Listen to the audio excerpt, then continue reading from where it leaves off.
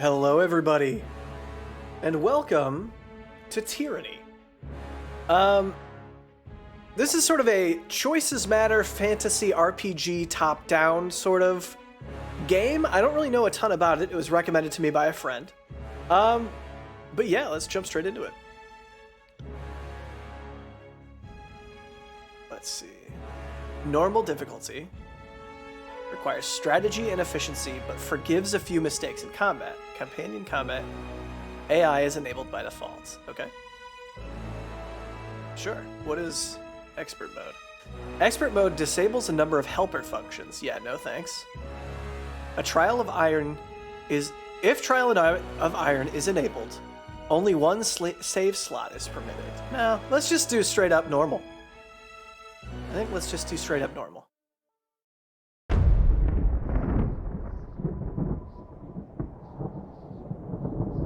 For over 400 years, the armies of Kyros the Overlord have swept across the known world. All who stood against them fell before their might.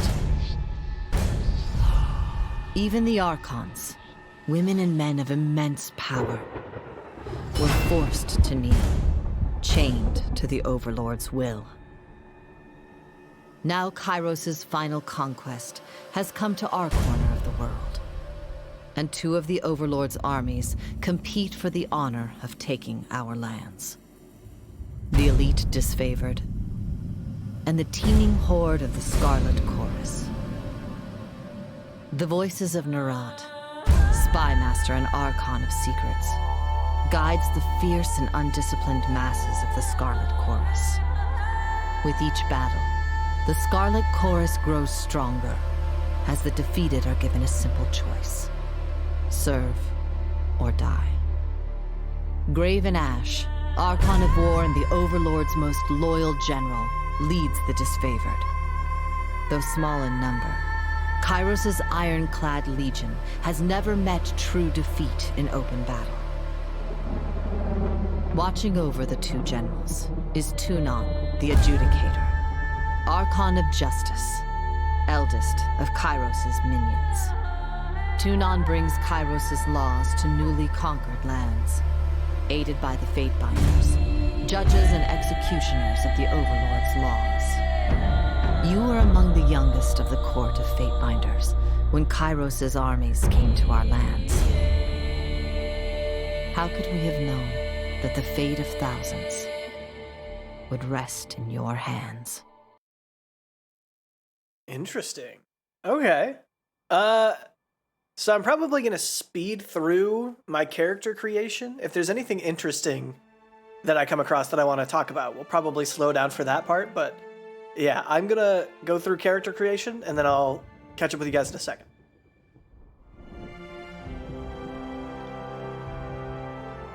Oh, I do want to read this really quickly. Okay, role. In the Northern Empire, where you were born, men enjoy equal protections under the laws of the Overlord Kyros. In the southern lands of the Tiers, only men may own or captain ships, but real estate is restricted to women. Men may lease, but durable ownership of the land in the Tiers always passes to eldest daughters or sisters. Most sons enter their father's profession by their mid-teens. Those without a profession or family lands to work can find purpose by pledging service to one of the Overlord's mighty Archons. Criminals, derelicts, and others are often conscripted into the armies of the Archons. If a child cannot forge his own skin, he will certainly find one in battle. Okay, interesting.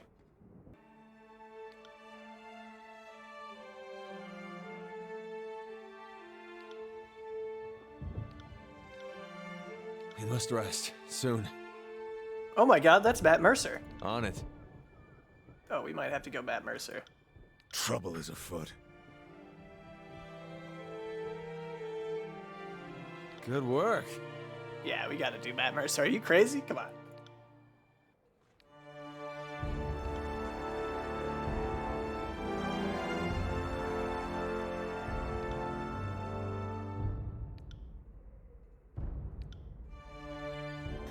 Okay, so reading through all of these, I think Diplomat is going to be the most similar to the way that I want to play the game. I always like to play these types of games like as a charismatic or speech-heavy character.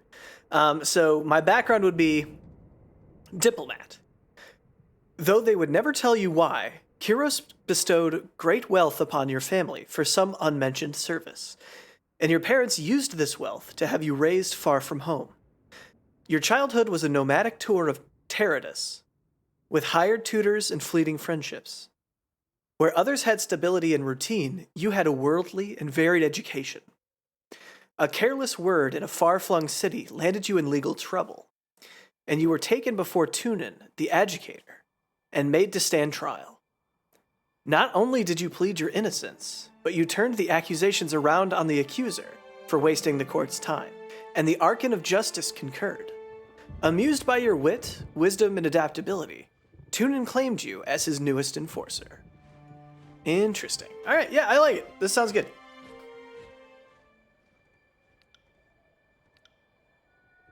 As for primary expertise, I think Greatsword calls to me the most. Wielding a two-handed weapon puts your focus on power rather than speed. This is a slow attack style, but the damage you deal will often overcome the armor of your enemies. What? I didn't realize it came with an outfit. All right, now I gotta look at all these. All right. Oh, okay, so the outfit's mostly the same. Oh, but the wizard one is different. So is the monk one. Yeah, I like Greatsword. We're going Greatsword.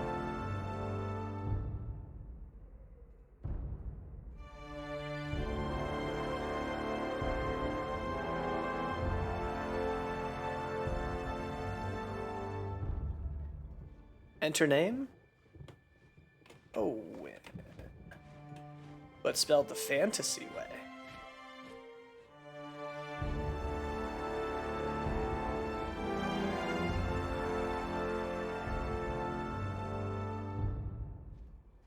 How do you want to continue? Selecting the Conquest option will allow you to play through Kyros' conquest of the Tiers. Choosing how your character was involved in the invasion, this gives you the most control over the starting state of the game and how other factions will react to your character. By selecting the Quick Start option, will bypass the conquest phase of the character creation. You will select from a list of available templates or how your character was involved in the Kyros conquest of the Tiers. No, let's do Conquest. I like to do this. You know, I want full control. Because this seems like it's a big part of the choices matter. Okay. All right. It's time, I think, to begin. All the world has fallen to Kyros, and now the Overlord's eye is on the Tiers, our home.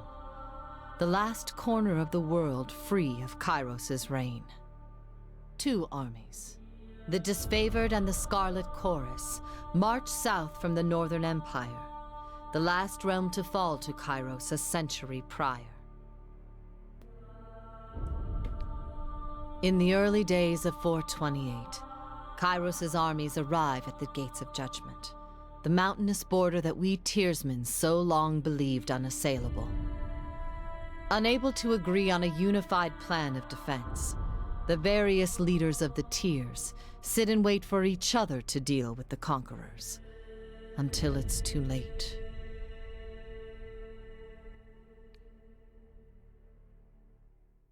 Interesting. Conquest. During the Conquest, you will decide your character's actions during Kyros' invasion of the Tiers, shaping the world through which you will adventure over the course of the game. Each choice you make affects your character and how major faction of the Tiers will respond to you. Your decisions matter. Choose wisely. Okay.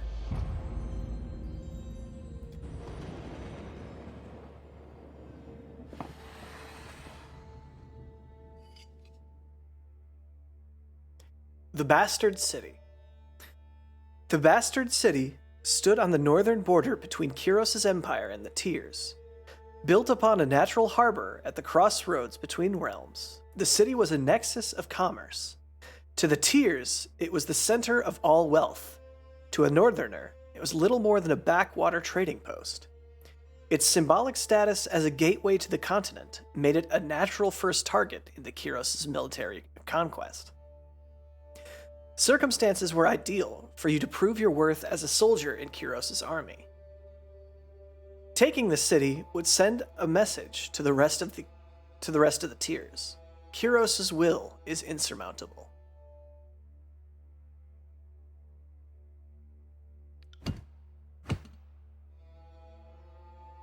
Select a token, okay.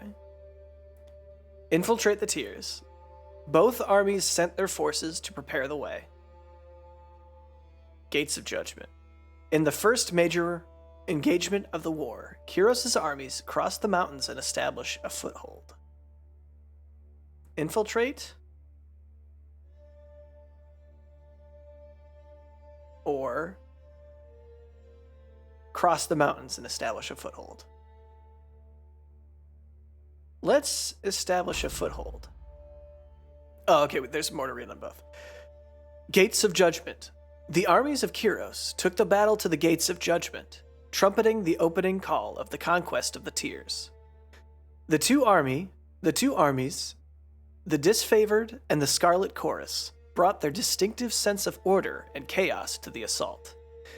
You went to battle alongside the army whose approach best suited your strengths. What was this one? Infiltrate the tiers. History would remember the Gates of Judgment as the first battle of the conquest, but the real combat unfolded with the advanced units of both armies, preparing for the coming war. The Disfavored and Scarlet Chorus each had a plan to infiltrate the capital city. Which army did you join? I don't know. I kind of like the Gates of Judgment here, and then do I prefer the Disfavored or the Scarlet Chorus? Disfavored. Standing shield to shield with Kyros' ironclad elite, you advanced on the mercenary army purchased by the nobles of the bastard city. The Legion wanted to send a message to the tiers that superior breeding and disciplined training would win the day.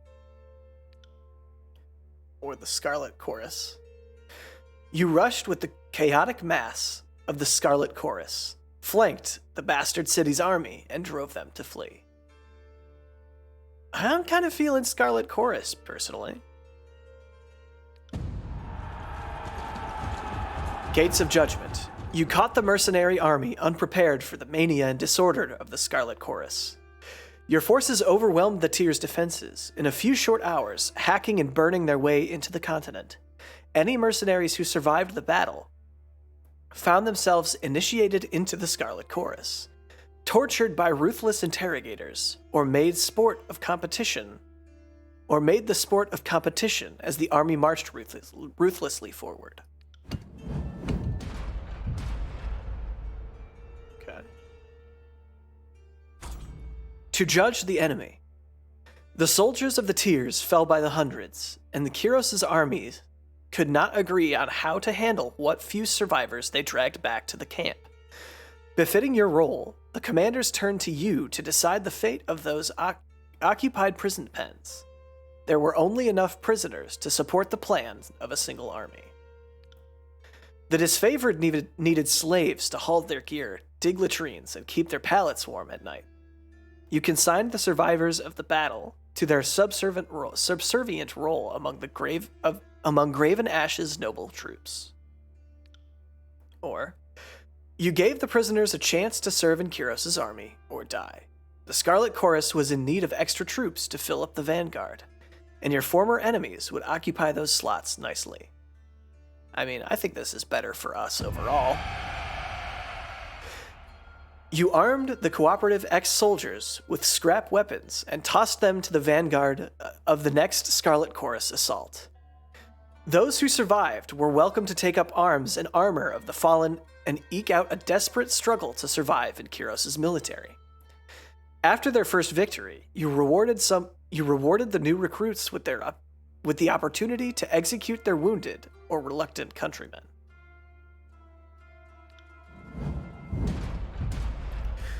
The armies of Kyros... Okay, taking the Bastard City. The armies of Kyros amassed around the Bastard City, the first bastion of the tiers to fall. Both armies longed to storm the walled outpost, the Scarlet Chorus howling for plunder, and the Disfavored forming an unbreakable shield wall. Your prowess on the field of battle has carried them this far, but there was one more step before total victory. Both of the armies had inspired schemes to take the bastard city. Which did you support?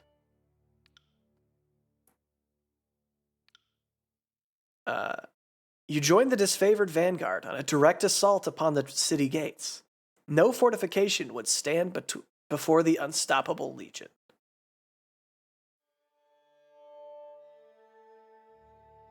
Okay.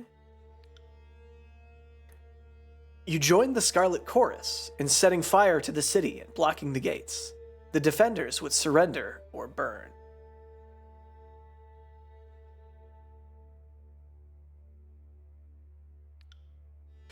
You led a mixed band of Disfavored and Scarlet Chorus scouts over the city walls to sabotage its defenses.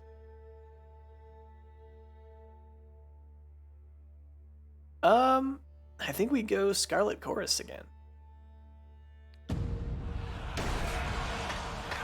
It was passing strange to barricade the very gates you sought to cross, but it all made sense when the fires began. The Scarlet Chorus sent out a constant rain of flaming arrows over the walls of the bastard city, a plague that lasted through the long days and tireless nights. By the end, the blaze was too much for the city's defenders to contain. Citizens crowded at the gates, pleading to be freed from their smoldering city. You and your army were happy to oblige them. When the gates were opened, they opened from the inside.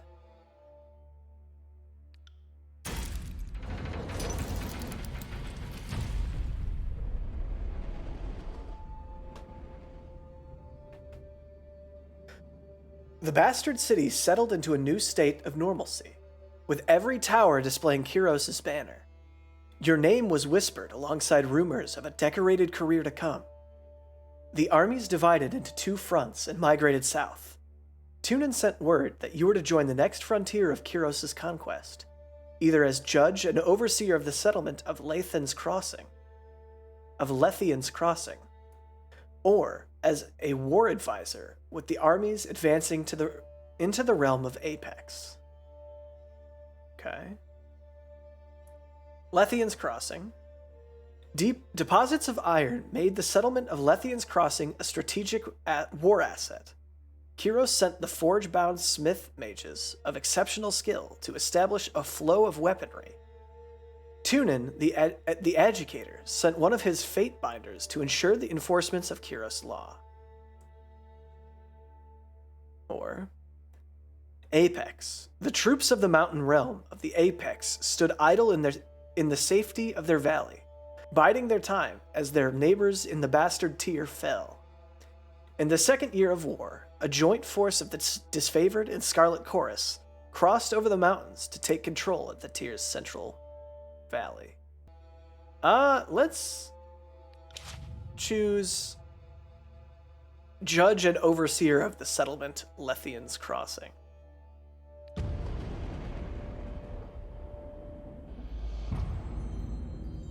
Seems preferable to having to make terrible war decisions. Although I'm sure I'm still going to have to make terrible decisions. We'll see. Lethian's Crossing. Years ago, Lethian the Bold founded a small merchant town at the intersection of ancient old walls. A pact between the settlers and a mercenary company meant that caravans were able to travel without fear of bandit or bane, and the town thrived in modest insignificance. Lethian's Crossing drew Kyros' attention for the iron deposits in the surrounding hills. With the region under Kyros' control, the northern smith mages could set up workshops to refine ore and arm the Disfavored with the finest weapons in the known world. The Archon of Secrets dismantled the mercenary support with a generous bribe, taking the crossing in a bloodless victory.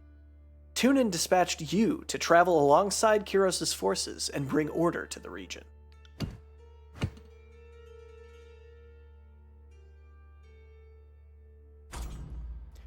The iron must flow. Kyros' smith mages worked day and night to create weapons. No one faulted their dedication, yet production was low. The plans that came to light proved divisive to the disfavored and Scarlet Chorus. On one hand, any additional manpower was needed for the fighters, not forges. On the other hand, the celebrated weaponry of Kyros' armies needed to be fiercely guarded.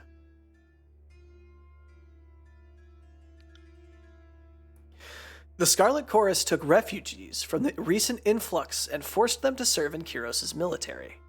You repurposed these individuals to haul wagons of iron for the Smith Mages. This proved an inconvenience for the Scarlet Chorus, who relied on their force of numbers to be effective on the field. Or, you conscripted the help from a local tribe of beastmen. Their strength would more than offset their disobedience. The disfavored protested that savages have access to the secrets of iron, but their voices were few compared to the number of compared to the support of the Scarlet Chorus. So far we've been siding with the Scarlet Chorus predominantly, and I don't want to be put in the position where both sides hate us. So I think we double down and we go Scarlet Chorus. The Scarlet Chorus were overjoyed to learn of a Beastmen conscription, and graciously lent their support to your cause. The local Beastmen were subdued and yoked to iron-bearing wagons, where their boundless strength and tirelessness proved critical to the Smith Mages. The disfavored grew agitated about exposing the secret of iron to savages. You attempted to allay their concerns, but your words fell flat before a stubborn, uncompromising audience.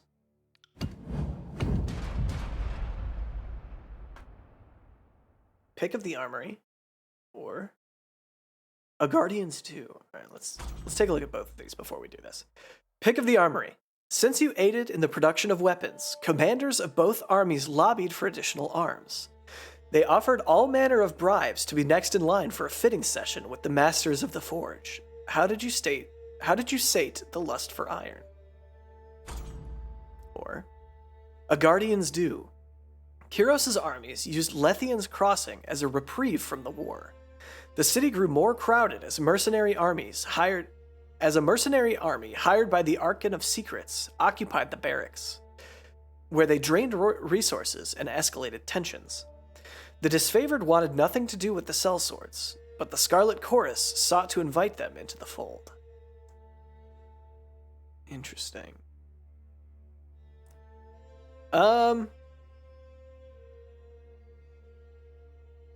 Yeah, let's just let the Scarlet Chorus take them because, well, let's read both.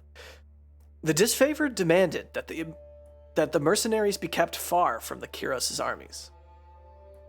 The righteous occupiers would not deign to share provisions or supplies with degenerate sellswords. You built a separate barracks and mess hall in order to keep the sellswords out of the army's way and enacted strict laws against disorderly conduct. Or, you let the Scarlet Chorus and the mercenaries engage in combat games and challenges, and allowed laws against revelry and merriment to go unenforced. Those who won the contest took a greater share of provisions, and sellswords of merit were invited to join Kyros' army. I mean, we were put in this position to uphold the law. I mean, even if the laws are against revelry and merriment, which seem odd. I don't know about this one. What about... So pick of the Armory. You let the disfavored have the iron, keeping the best tools in the hands of the elite. The Scarlet Chorus saw the sight as an obvious display of preferential treatment. You gave arms to the Scarlet Chorus commanders, knowing they pay very well for any killing tool. Weaponry of such acclaim was typically reserved for the highest disfavored officers, but you were open to changing tradition under certain circumstances. Or, you allowed no changes to the orderly dispensation of iron, and punished those who tried to bribe you twice. I mean, I just talked about, we uphold the law, this is what we do. No preferential treatment. Using language that left nothing open to interpretation, you let both of the commanders know that bribery would not be tolerated in Kyros' military. That didn't stop either of them from seeking you out again, making promises of wealth and advancement if you showed special favor. Deciding that enough was enough, you ordered both of the commanders flogged in view of their armies, letting pain and humiliation teach them where reason had failed. Damn. Alright, well. That's not gonna make me any friends, but okay. Who controlled the crossing? Tragedy struck when a mercenary hired by the voices of Nerat injured a forge-bound artisan, leaving him unable to practice his craft. Tunin ordered the mercenaries to leave the city in the hands of Kyros' more responsible servants.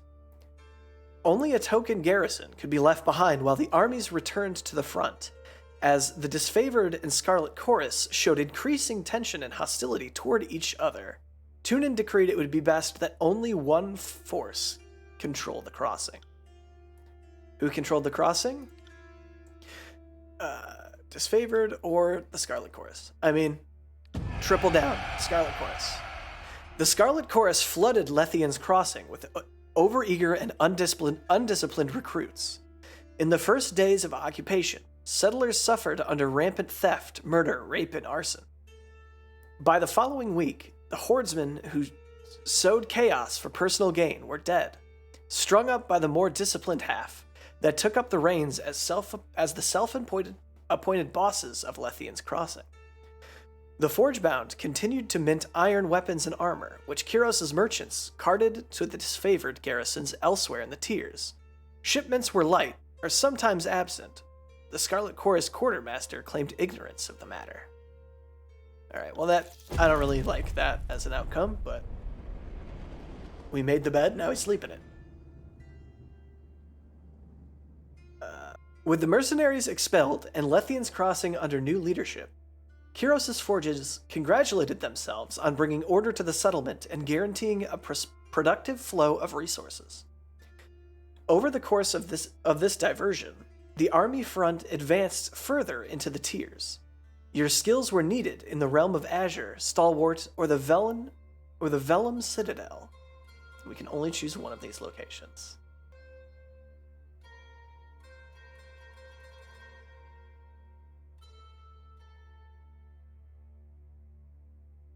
Okay. Azure, which is this area. Oh, okay. So Kyros dispatched the Archon of Stone to subjugate the nation of Azure. Kyros' conquering gaze fell upon the Vellum Citadel, its treasures, its knowledge, its secrets. Or Stalwart. With its easily defended position and rich military tradition, the realm of Stalwart was the most formidable realm in the tiers. So, do we consider ourselves to be good enough to try to take on the most difficult army? Do we go after what seems like the biggest prize? Or Azure? Which doesn't really seem to have that much of an advantage. I think we try to take the tactical advantage. Yeah, Stalwart.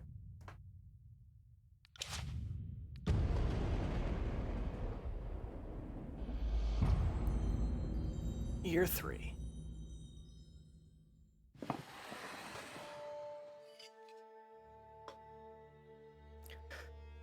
The realm of Stalwart was best known for its proud army, disciplined, courageous, and undefeated in their home soil. Skill and resolve made Stalwart a military power that Kyros' forces approached with due caution. With its southern position, Stalwart had been largely safe from the war, watching over 2 years as its neighbors fell to Kyros' forces. On the dawn of the third year of war, Kyros' forces were finally poised to invade the Stalwart Peninsula and subdue the tier's most vaunted army.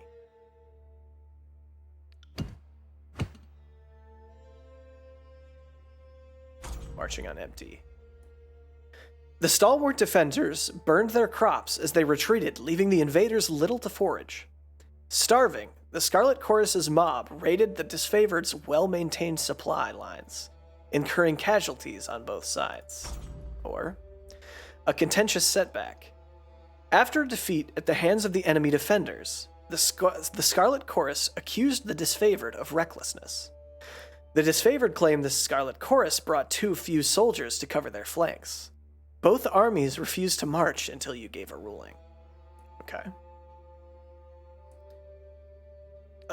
Knowing the disfavored's reputation for discipline, as well as the Scarlet Chorus's powers to instill fear and frenzy, you decided that the Scarlet Chorus was in the wrong. Lacking proof that the Scarlet Chorus recruits were negligent, you punished the disfavored's commander for his failure, and for bringing charges without evidence. I mean, again, we've gone Scarlet Chorus every single time so far, unless we have an option of taking the middle ground, which I prefer to do. Graven Ash was the first to step forward to dispute your ruling. He argued that the Scarlet Chorus were a directionless menace, sowing chaos and disorder wherever they went. What further evidence did you need? After you politely reminded him that his opinions were inadmissible, he stormed out of camp with a unit of soldiers and didn't return for several hours.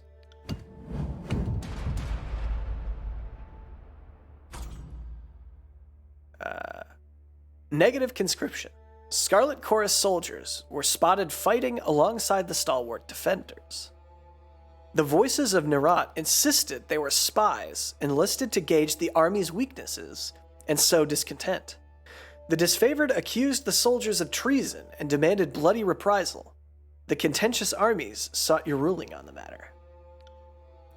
You ordered the disfavored to execute these spies when they were found, and demanded a full accounting of the so-called agents from the Scarlet Chorus. Or, trusting that Kyros' spy master knew his business, you ordered the disfavored to ignore these Scarlet Chorus agents. What about this one? Fall of the Regents. The armies of Kyros collaborated on the capture of an enemy leader. The Scarlet Chorus requested that she be interrogated by the Archon of Secrets. The disfavored wished to display her corpse at battle. Since the stalwart defenders refused to surrender, a gesture was needed to instill fear. You ordered the enemy commander executed, her body displayed as a warning to those who would defy the Overlord. Or, you ordered that the enemy commander be sent to the voices of Nerat for interrogation. Yep. Like so many enemy prisoners, the stalwart regent vanished inside the voices of Nerat's tent, never to be seen again. Her screams were the only evidence that she had ever passed through camp, and those went beyond what most considered possible. When at last she fell silent, the voices invited you inside. There was no regent to be found. Only a map, which the voices had marked with hasty scrawls, marking supposed weaknesses in the enemy's defense. Jeez. The Edict of Storms. The disfavored carved a slow, steady path into the heart of Stalwart, and surrounded the enemy's massive fortress. With the main bulk of their forces defeated, the enemy leadership retreated to their mighty fortress, content to wait out the war. The Overlord answered this impudence with an Edict of Storms on the peninsula, a devastating spell that would endure for as long as the cowardly hearts of Stalwart's leaders persisted in beating. Knowing before anyone else that the edict would occur, the voices of Nerat lobbied for you to deliver the mighty incantation. Aside from being given a 3-day window to read the edict, you received no other instructions. Agreeing with the wishes of the disfavored, you proclaimed the edict at once, leaving the enemy no time to react. Stalwart had ample opportunity to surrender for several years. The time for mercy was long gone. Or, in an attempt to ingratiate themselves with the people of Stalwart, the Scarlet Chorus insisted that warnings be sent to the towns and villages so the people may prepare for the horror about to descend upon them. I mean, I actually, in this case, think this is the better option, as opposed to just being the more violent option, like the Scarlet Chorus has a tendency to do.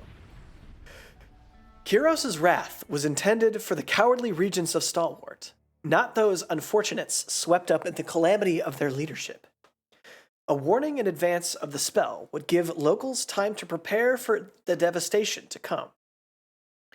You were content to let punishment fall on the innocent as lightly as Kyros' will allows. Comforted that you might yet spare lives, you broke the seal of Kyros' Edict of Storms and read the Overlord's incantation.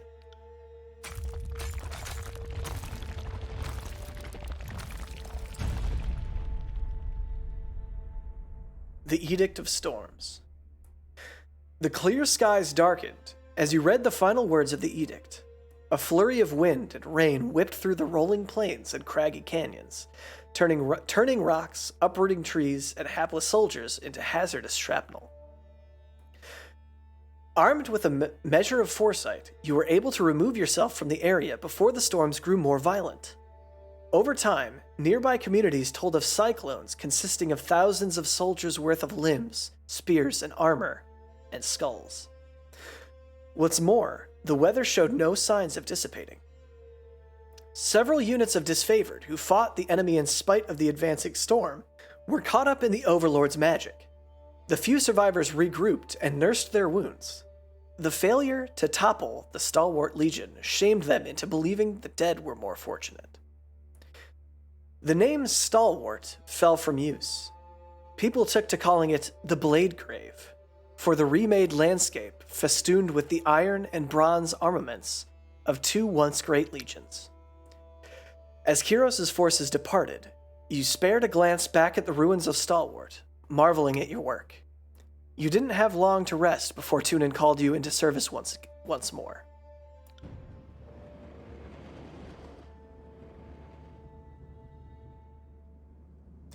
Conquest complete. You have reached the end of Kyros' conquest.